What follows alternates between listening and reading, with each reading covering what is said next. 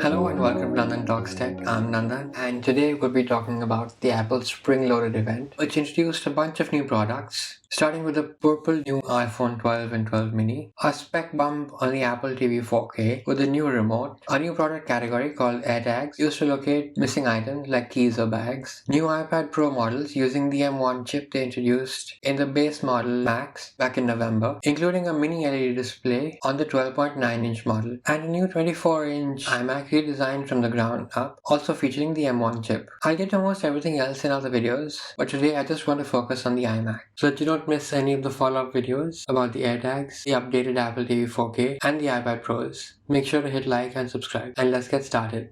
These iMacs replace the 21.5-inch 4K Retina iMacs that used to bear the Intel chips. However, the base model Intel iMac with a non-Retina display and a full HD screen is still available for sale. A device from 2017 and no one should be buying it. The iMac shell redesign was long overdue, having last been updated in 2012 when they first removed the disk drive, and now it's more in line with other Apple devices using flatter sides and reduced bezels. A design trend first started with the iPad Pro in 2018 and brought into the iPad Air and iPhone 12 last year. Now we're just waiting for the MacBook Pro to adopt the same design language. They've made this all-in-one computer so very thin that at 11.5 millimeters, they couldn't fit anything behind the display. So everything is in the chin below the screen. In fact, as MKBHD pointed out, at 11.5 millimeters is too thin for the headphone jack to be behind the iMac because the standard length of the jack is about 14 millimeters. So that's been moved to the side. All the ports, the magnetic power connector and the power button are all located behind the chin of the iMac. The design this year also brings in new color options, with the previous generation having been limited to silver, even though the recently discontinued iMac Pro was available only in space gray. These colors are blue, green, pink, silver, yellow, orange, and purple. But these are all two-tone colors. So the stand and the chin are a much lighter tone, and the back and the sides are the actual labeled color. But if you're working on this computer, you'll not see that deep color. The light color carries over to the woven power cord, which attaches magnetically and also carries Ethernet through the jack in the power adapter, as well as to the new keyboards and mice. Other than the colors, there's no change in the Magic Mouse, unfortunately, which continues to be charged via a lightning port underneath it. The keyboards have some improvements, with the basic one getting a new emoji key and a lock key replacing the eject key on the top right, and overall it looks more rounded at the corners, much like macOS Big Sur, and is available by default with the cheapest variant of the iMac. The other addition of the Magic Keyboard is the Touch ID button in the keyboard that comes with the other two variants of the iMac. There's also a larger keyboard with a full number pad available with the same Touch ID. This is the first time a desktop Mac has been given a biometric authentication, and I'm glad they've done this, but I'm still really upset that there is no backlight illumination. If they can do it in the iPad Magic Keyboard, they can do it for the Mac too. Other than the slightly higher resolution of 4480 by 2520, supported by the slightly larger screen size, there's really no difference between this display from the outgoing model. It's still Retina display at 218 pixels per inch, supports 1 billion colors in P3 wide color gamut with 500 nits of brightness and True Tone tech. While they're marketing it as a 24-inch iMac, the fine print does mention that the actual screen size is 23.5 inches. iMacs have always had pretty decent speakers, and now they support spatial audio for Dolby Atmos with a 6-speaker system and force-cancelling woofers, combined with a studio-quality 3-mic array with directional beamforming and a finally updated Full HD webcam using the M1 image signal processor for even better image quality enhanced by computational video. All of this combines to make the 24-inch iMac one of the best all-in-ones for most people, as long as you're okay with the few limitations the M1 processor does have. It's limited to 16 gigs of RAM, 2 Thunderbolt 3 USB 4 ports, 2 TB of storage, and 1 external display at up to 6K resolution. So if you absolutely need more than 2 TB of internal storage, or you absolutely need more than 2 displays, then the M1 isn't for you. There are 3 default configurations available for the iMac. The base model has an 8-core CPU, a 7-core GPU, 256 gigs of internal storage, 8 gigs of unified memory, 2 Thunderbolt 3 USB 4 ports, no Ethernet port in the power brick, and the Magic Keyboard without Touch ID. The next higher model has an extra GPU core enabled, 2 additional USB-C ports supporting USB 3 up to 10 gigabits per second, Gigabit Ethernet jack in the power brick, and the Magic Keyboard with Touch ID. The top-end variant doubles the internal storage to 512 gigabytes. The base model does not come in orange, yellow, or purple, and is limited to 1 TB of internal storage, while the other two models can go up to 2 TB. But other than that, all models can be configured with up to 16 gigs of unified RAM, the Magic Keyboard with Touch ID and the number pad, the Magic Mouse and or trackpad. I will not be getting this new iMac,